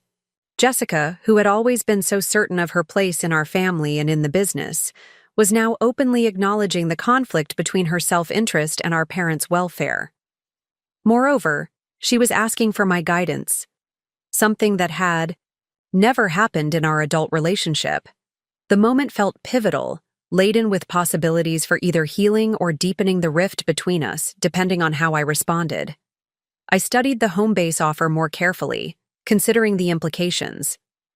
Their proposed management structure would essentially maintain Jessica's position and status while injecting capital into the failing business. On paper, it seemed like a viable alternative that would address her primary concerns. Yet something about the offer felt off. I flipped to the financial projections and immediately spotted the issue. Homebase was planning significant staff reductions after the first year, disguised in the appendix as operational efficiencies. The community focus that had defined Donovan's hardware would be stripped away. The stores likely converted to the Homebase model within 18 months. Have you read the full proposal? I asked, pointing to the relevant section. Page 14, paragraph 3. They're planning to terminate at least 60% of the current staff once the transition period ends. Jessica frowned, taking the document back and scanning the section I'd indicated. I focused on the executive summary and management provisions, she admitted. They assured me they valued the Donovan team.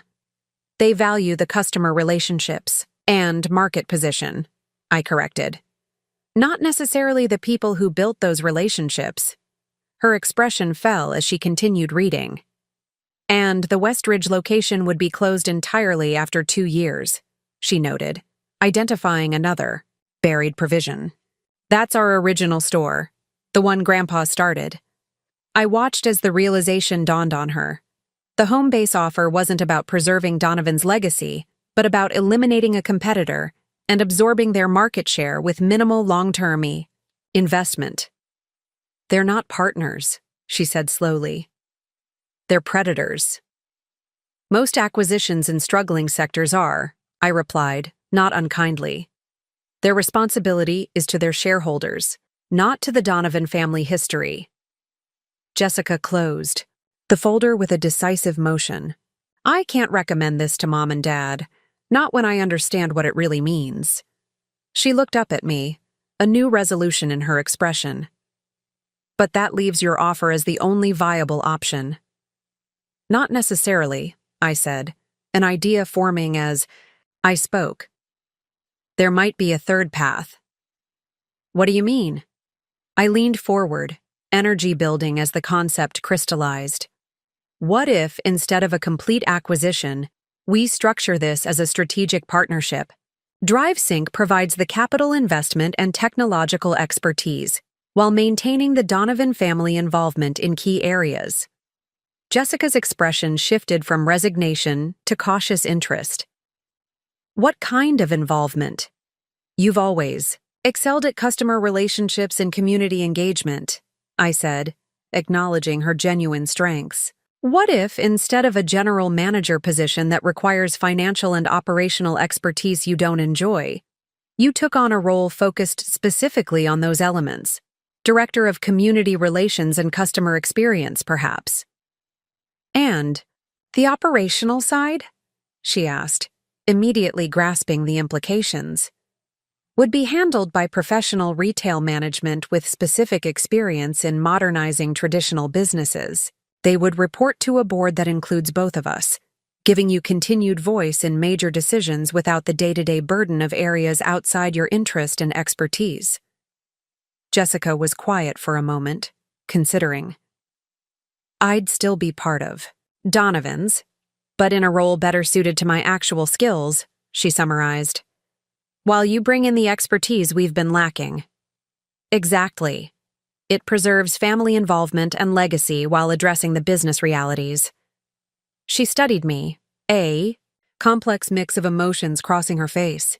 Why would you offer this? After years of being sidelined, of watching me run the business into the ground while ignoring your input, why give me any role at all? It was a fair question, one that required honest reflection. Part of me, the part still smarting from years, of being overlooked and undervalued, had initially envisioned a complete takeover, a definitive demonstration of my business acumen versus Jessica's. But that approach would only perpetuate the competitive dynamic that had defined our relationship for too long. Because a clean break isn't always the healthiest solution, I said finally. For the business, for our family, or for us. This approach acknowledges both our contributions, your years of commitment and community building, my resources and strategic vision. Jessica absorbed this, then asked the question that cut to the heart of our relationship. Can we actually work together? Michelle, really work together given our history? It was the pivotal question, the one that would determine whether my proposal was merely theoretical or practically viable. Our past interactions offered little evidence for optimism. Yet something had shifted in the past few days. Jessica sitting in my office, acknowledging her limitations, considering options beyond her own immediate benefit. I think we can, I said, surprising myself with my conviction. Not because our past conflicts have magically disappeared, but because we're entering this with clearer understanding of ourselves and each other. You know my capabilities now. I recognize your genuine strengths. We both care about the family legacy, just in different ways. Jessica nodded slowly, a tentative smile forming.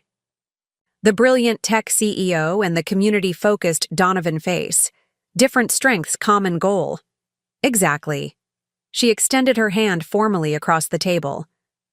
I'd like to present this alternative to Mom and Dad. Together, if you're willing. I shook her hand, feeling something shift and settle between us. Not a complete healing of old wounds, but a first step toward a more authentic relationship built on mutual respect rather than family mythology. Together, I agreed. After Jessica left, I remained in the conference room, processing what had just occurred. The conversation had taken a turn I couldn't have predicted, opening possibilities I hadn't considered in my initial planning. The revised approach would require additional legal and financial structuring, but it felt right in a way my original acquisition proposal hadn't. Eliza appeared in the doorway, curiosity evident in her expression.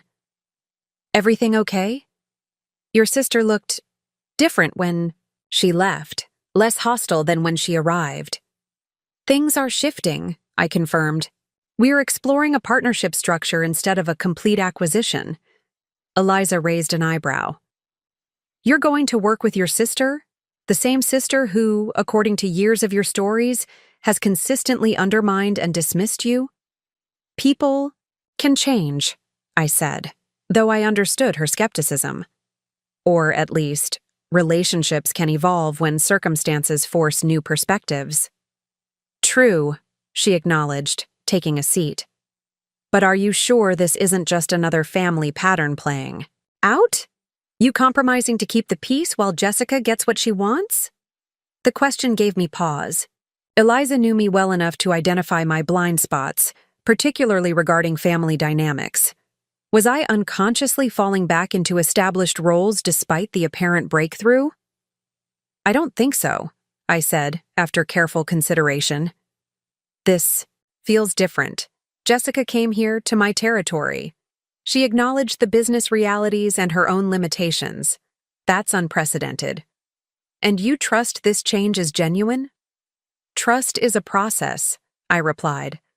But for the first time, I'm seeing Jessica as a complex person rather than just my perfect sister, someone with real strengths and genuine insecurities, someone capable of growth. Eliza studied me, then nodded slowly. Just be careful that this partnership has clearly defined boundaries and expectations. Family businesses get messy precisely because personal dynamics bleed into professional decisions. We'll have everything formally structured and documented, I assured her. This won't be based on handshakes and family goodwill. After Eliza left, I opened my laptop and began outlining the new approach. The partnership structure would require careful design to leverage Jessica's genuine skills while providing the professional management necessary for revitalization. It would be more complex than a straightforward acquisition, but potentially more beneficial for all involved, preserving family connection to the business while introducing needed expertise and capital. As I worked, I realized I was energized in a way I hadn't anticipated. The prospect of transforming not just the family business but the family relationships themselves offered a different kind of challenge than building Drive Sync had been. No less demanding, but perhaps more personally meaningful. My phone buzzed, with a text from my father. Your mother and I have been talking about your offer. Jessica mentioned she met with you today and that you're considering a different approach. Can we meet this weekend to discuss? I replied affirmatively, suggesting Saturday at their house. A second text arrived moments later. Proud of both of you for finding common ground. Looking forward to hearing the details. The simple message affected me more deeply than I had expected. My father's acknowledgement of both Jessica and me, without comparison or qualification, felt like a small but significant shift in our family's emotional ecosystem. For the first time in years, I found myself looking forward to a family meeting, rather than approaching it with resignation or defensive preparation. Whatever the outcome of the business discussions, something fundamental had already changed. The possibility of authentic connection had opened where before there had been only entrenched patterns and unspoken resentments. As I left the office, that evening, the city skyline glowing in the sunset, I felt a sense of cautious optimism. The path ahead wasn't clear or simple, but it offered the possibility of integration, rather than continued separation between my professional success and my family relationships. After years of maintaining rigid boundaries between these aspects of my life, the prospect of selective, controlled merging felt both terrifying and liberating. This, I realized, was the true decision point, not just about business structures or financial arrangements, but about the kind of relationship I wanted with my family moving forward. The revelation of my success had forced a recalibration of old patterns. Now came the more challenging work of building something new and healthier in their place. Saturday morning arrived with unexpected nerves fluttering in my stomach. Despite my professional accomplishments, negotiating multi-million-dollar contracts, presenting to boards of directors, managing a growing company through multiple phases of expansion, the prospect of this family meeting left me feeling unusually on edge. I had spent Friday working with my legal team to draft the partnership structure, creating a framework that would provide clear roles, responsibilities, and boundaries. The resulting document was comprehensive without being overly complex, balancing business necessities with family considerations. Rather than my usual casual weekend attire for family visits, I opted for business casual, acknowledging the professional nature of our discussion while avoiding the formal suit that might create unnecessary distance. The balance felt symbolic of the new relationship I hoped to establish: professional respect within a family context. When I arrived at my parents' house, Jessica's car was already in the driveway. I gathered my documents and laptop, taking a moment to center myself before approaching the front door. This meeting would set the tone for our family's future interactions, both personal and professional. My mother answered the door, her expression a mixture of tension and hope. "Michelle," she greeted me with a quick embrace. "Everyone's in the dining room. We thought we'd start with coffee and discussion before lunch." The dining room had been arranged more formally than our typical family gatherings. Documents were stacked neatly at each place setting, legal pads and pens perfectly aligned. My father sat at the head of the table, looking better than he had the previous weekend. More color in his face, his posture more upright. Jessica and Robert were already seated on one side, Jessica's expression carefully neutral, while Robert offered a small nod of greeting. "Good morning," I said, taking my seat opposite Jessica and Robert. "Thank you for making time for this discussion."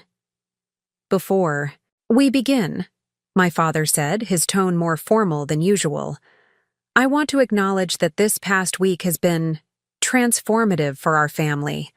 Learning about your success with DriveSync, Michelle, considering the future of the hardware business, it's forced us all to re-examine assumptions and expectations."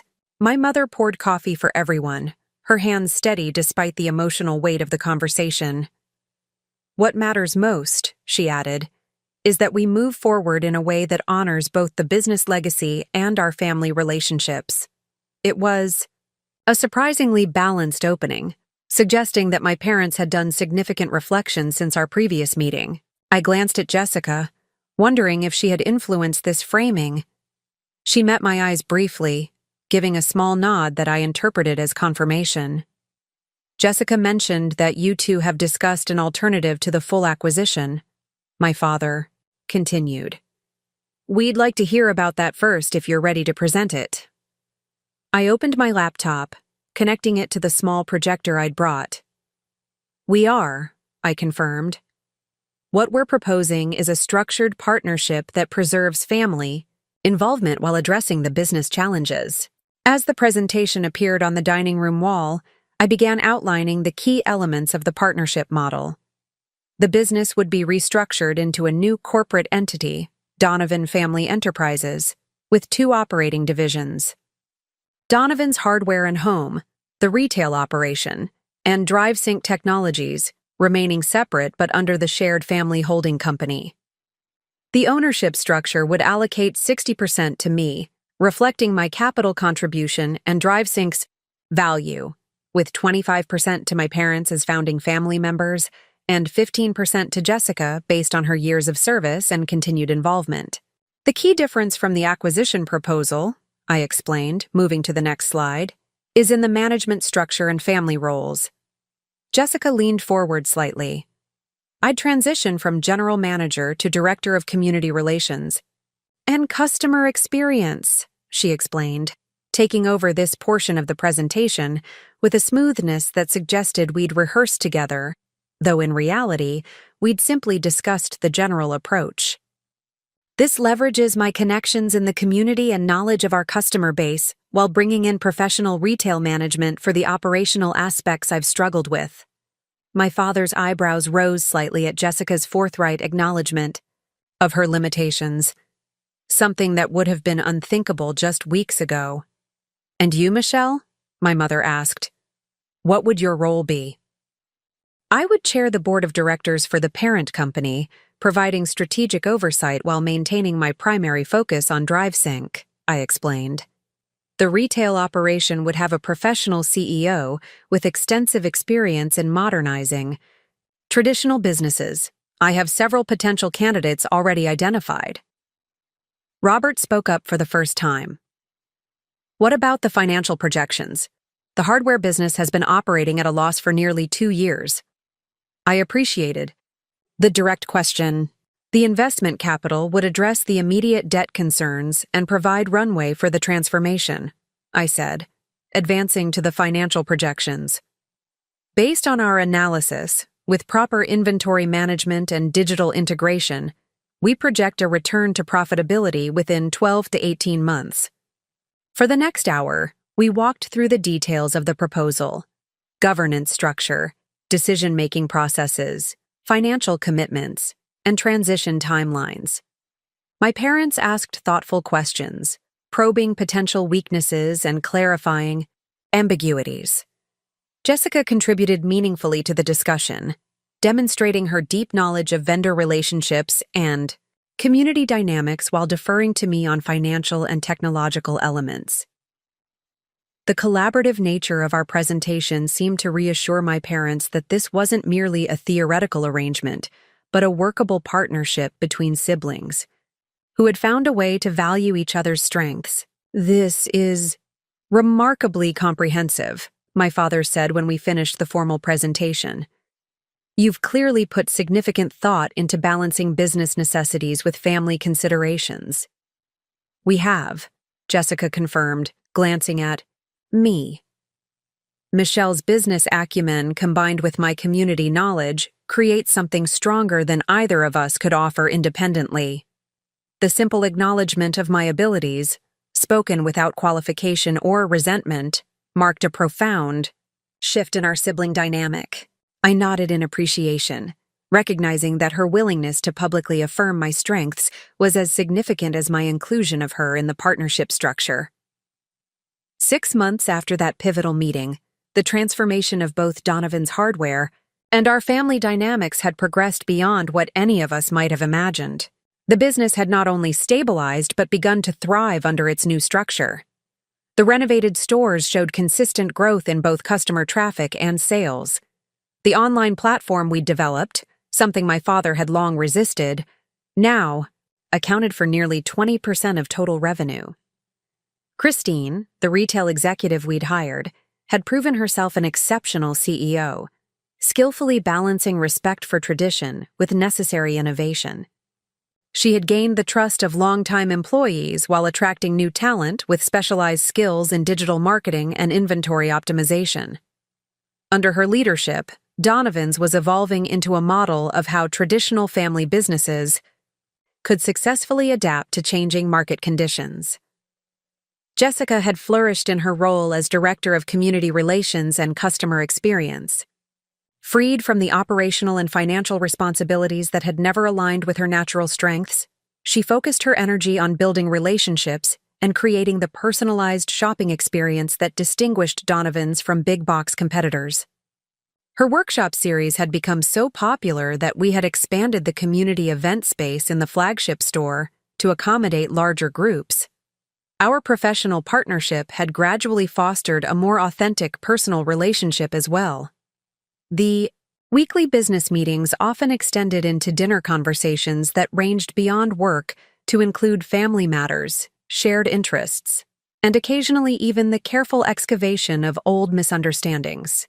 We weren't best friends, too many years of established patterns remained, but we had developed a genuine appreciation for each other's qualities and contributions. My parents had visited during the grand reopening of the original store, my father touring the renovated space with visible pride. "You and Jessica have done something remarkable here," he told me as we walked through the flagship location. "You've honored the legacy while creating something new.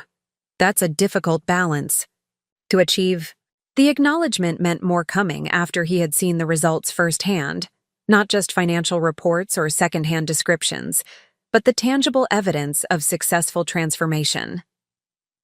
On a crisp autumn evening, almost exactly 1 year, after the initial family confrontation about Donovan's Hardware's fate, I found myself standing with Jessica on the observation deck of DriveSync's headquarters, looking out over the city lights. "Did you ever imagine we'd end up here?" she asked, her tone suggesting not just surprise but something closer to wonder. Working together? Building something meaningful from what started as a crisis? No, I admitted. But I'm glad we did. Me, too, she said, surprising me with her directness.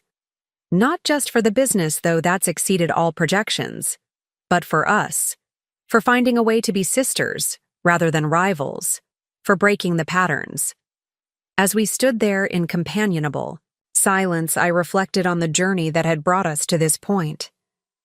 What had begun with conflict and revelation, the dramatic disclosure of my secret success, the confrontation over the failing family business, had evolved into something neither of us could have anticipated.